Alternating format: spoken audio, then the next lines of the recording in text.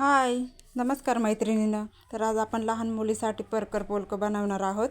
तर साडीचा ड्रेस आहे हा. तर हे बघा मी कसं शिवते ते तुमच्याबरोबर शेअर करणार आहे. समोरचा गळा कटिंग करून घेतला. 3 इंचाचा गळा आहे. 1.5 ते 2 वर्षाच्या मुलीचाच ड्रेस आहे हा. आणि हा साडीच्या पदरातला कपडा घेतलेला आहे. मेन फॅब्रिक सुईच्या बाजूने ठेवलेला आहे आणि त्यावर अस्तरचा कपडा ठेवून गळ्याच्या बाजूने मी शिलाई घालून घेत आहे. पूर्ण राऊंडला शिलाई घालून घ्यायची या पद्धतीने. आणि आता मोंढ्याच्या साईडने मी शिलाई घालणार आहे. दोन्ही मोंढ्याच्या साईडने शिलाई घालून घ्यायची. तर हा ब्लाऊज आपण स्लीवलेस बनवणार आहोत. त्यासाठी या पद्धतीने शिलाई घातल्या आहेत आणि आता कमरेच्या बाजूने शिलाई घालून घेतली आहे आणि एक्स्ट्राचा कपडा कटिंग करून टाकायचा या पद्धतीने. खूप छान ड्रेस होतो हा. त्यासाठी व्हिडिओ संपूर्ण बघा. गळ्याच्या साईडने छोटे छोटे कट देऊन घ्यायचे, त्यामुळे काय होतं फिनिशिंग खूप सुंदर येते या पद्धतीने. आणि आता पलटी करून घ्यायचा.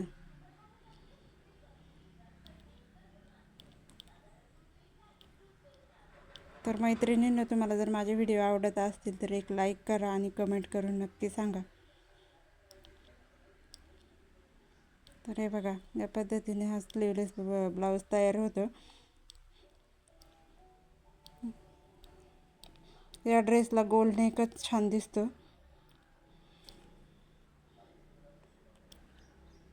मुंड्याच्या साईडने ही दाबटिपा देऊन घ्यायच्या. दाबटिपा दिल्याने फिनिशिंग खूप सुंदर येते आणि वेगळी पायपिंग लावायची पण गरज नाही पडत. आणि तुम्हाला जर कॉम्बिनेशनमध्ये पायपिंग करायची असेल तर ते पण तुम्ही करू शकता. पण मी असंच बनवलं आहे कारण खूप छोट्या मुलीचा ड्रेस आहे आणि पायपिंग केल्याने ती टोचण्याची शक्यता असते. कडक होती ना पायपिंग, त्यामुळे. आता कमरेच्या साईडने देखील मी या पद्धतीने दाबटीप देऊन घेतलेले आहे.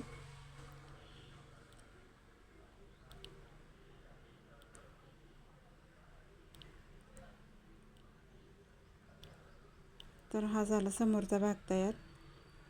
त्याच पद्धतीने मागचा भागसुद्धा मी तयार करून घेणार आहे. सेम तीच पद्धत वापरणार आहे. फक्त मागच्या साईडला हुक लावण्यासाठी मी 2 इंचावर कट मारणार आहे या पद्धतीने. आणि मेन फॅब्रिकवर ठेवून शिलाई घालून घ्यायची.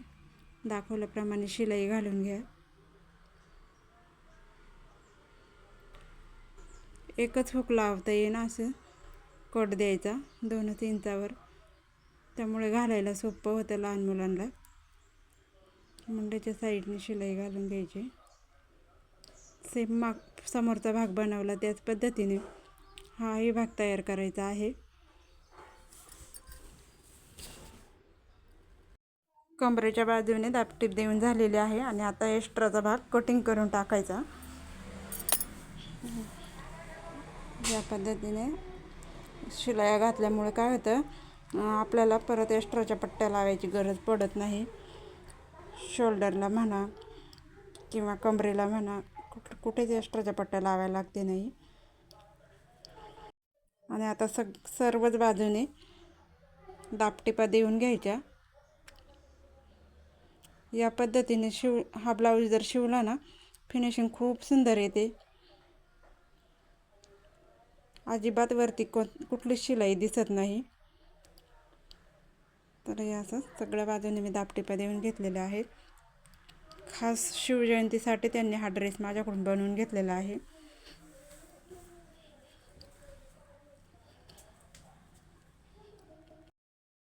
तर मैत्रिणींनो, तुम्हाला जर माझा व्हिडिओ आवडत असेल आणि असेच नवनवीन व्हिडिओ बघायचे असतील तर माझ्या चॅनलला सबस्क्राईब करा आणि मला सपोर्ट करा. आणि तुम्हाला जर व्हिडिओ आवडला असेल तर आपल्या मैत्रिणींबरोबर शेअर करा. तर आपले आता हे दोन्हीही भाग तयार झालेले आहेत. तर दोन्ही भागांना आपण टक्स टाकून घेणार आहोत. जसे आपण ब्लाऊजला पाठीमागचे टक्स टाकतो ना त्या पद्धतीने टक्स टाकून घ्यायचे. हे टक्स टाकल्यामुळे या ब्लाऊजला लुक खूप छान येतो आणि फिटिंगला पण सुंदर बसतं. तर या पद्धतीने टक्स टाकून घेतलेले आहेत. टक्सची उंची साधारणतः 4 इंचाची घ्यायची. तर हे भाग तयार झालेला आहे, ते आपण साईडला ठेवू आणि आता स्कर्ट शिवायला घेणार आहोत. तर स्कर्टची उंची आहे 12 इंचाची. तर त्यानुसार आपण कटिंग करून घेणार आहोत. आणि स्कर्टचा घेर तुमच्या आवडीनुसार तुम्हाला जितका पाहिजे तितका तुम्ही घेऊ शकता. जितक्या जास्त चुन्या पडतील ना तितका सुंदर दिसतो हा स्कर्ट. तर हे बघा 12 इंचावर मी कटिंग करून घेतलेली आहे. आणि आपण आता प्लेट टाकून घेणार आहोत.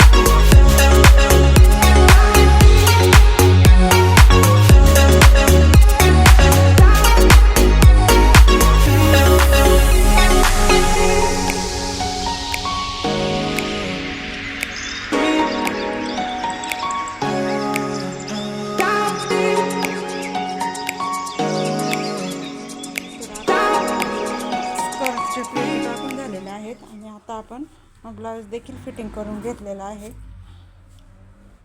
आपलं जेवढं माप आहे तेवढं माप टाकून ब्लाऊज फिटिंग करून घ्यायचा. या पद्धतीने शिलाई घालून घ्या. तर हा वरचा ब्लाऊज आपला रेडी झालेला आहे. तर हे बघा किती सुंदर ब्लाऊज तयार झालेला आहे.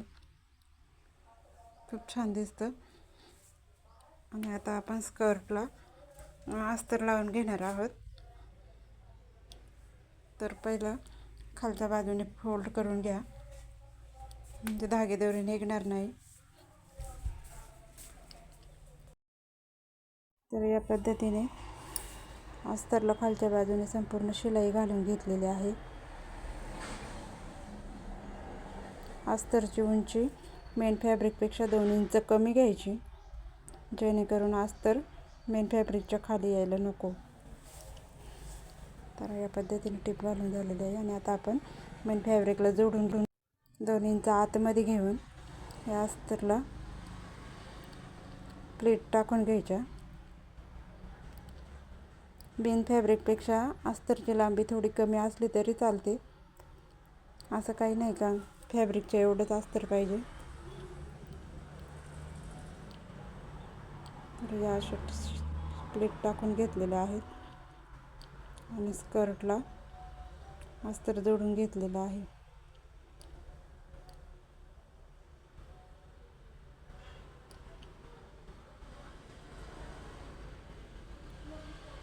हे असं दिसेल. हे बघा प्लेट पण खूप सुंदर पडलेलं आहे. आणि आता आपण इथे शिलाई घालून घेणार आहोत. जसं आपल्या परकरला असतं ना नाडीच्या ठिकाणी, त्या पद्धतीने थोडं थोडं फोल्ड करून घेतलेलं आहे. आणि आता आपण नेफा लावून घेऊ नाडी घालण्यासाठी. साधारण 2 ते 2.5 इंचाची पट्टी काढून घेतलेली आहे नेफ्यासाठी. नेफा लावताना आपण काय करायचं, आतल्या बाजूने लावायचा या पद्धतीने.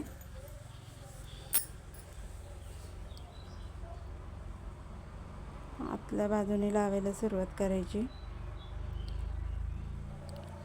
आणि नंतर बाहेरच्या बाजूने फोल्ड करून घ्यायचं या असं.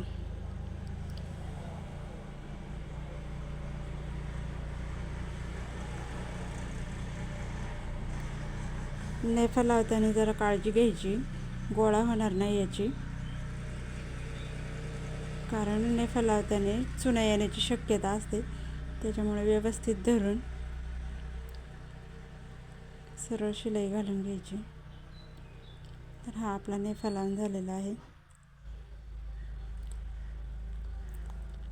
आणि आता स्कर्टला मेन फॅब्रिकला शिलाई घालून घ्यायच्या.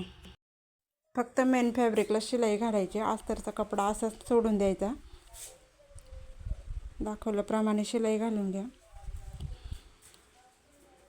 आपण वरती फोल्ड केलं तिथपर्यंत शिलाई घालून घ्यायची. डबल टिप घालते मी. आणि आता अस्तरला शिलाई घालून घ्यायची. तर मेन फॅब्रिक आतमध्ये टाकायचं. अस्तरच्या शिलाईमध्ये येणार नाही याची काळजी घ्यायची आणि सरळ टिप मारून घ्यायची दाखवल्याप्रमाणे. तर हा आपला स्कर्ट रेडी झालेला आहे. खूप सुंदर लुक येतो या ड्रेसला. तुम्ही एकदा नक्की ट्राय करून बघा. तर हे आपलं परकर पोलकं रेडी झालेलं आहे. तर हा कसा वाटला मला कमेंट करून नक्की सांगा आणि व्हिडिओ पूर्ण बघितल्याबद्दल धन्यवाद.